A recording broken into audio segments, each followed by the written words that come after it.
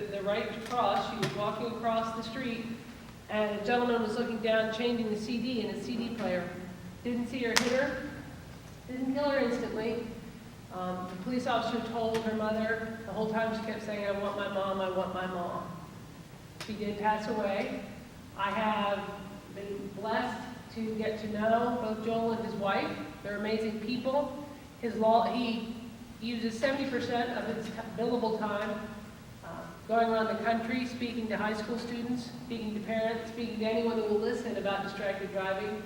And his law firm still pays him his full draw. That's how important they find it. That's how important I find it. You will find attorneys all over the country that give this presentation to anyone that will listen. You probably won't remember, but when I was growing up, I had a red 77 red Gremlin with gold racing stripes with an 8-track player. And I can still remember driving down the road, fiddling with the 8-track, trying to, the tape got screwed up, or if I couldn't get it to work right, or turning up the radio, or talking to my friends, or looking over at my shoulder to my friend in the back.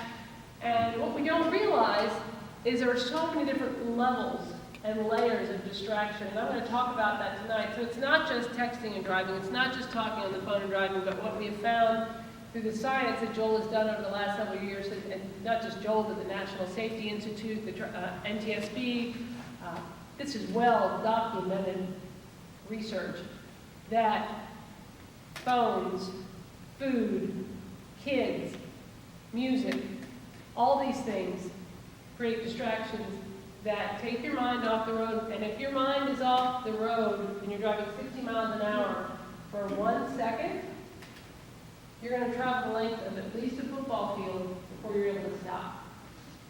And so if you figure you're going 60 miles an hour and you go the length of a football field, what's the likelihood that you're going to encounter something, whether it's a person or a guardrail or a deer or another car? It's a pretty good likelihood. And you have what's called perception reaction time. You finally get undistracted, you see what's ever in the roadway in front of you, you have to perceive it. Your brain has to say, oh my goodness, I've got to stop. Your brain has to send a signal down to your foot to move from the gas to the brake, and then your foot has to push the brake, and then the brake has to react.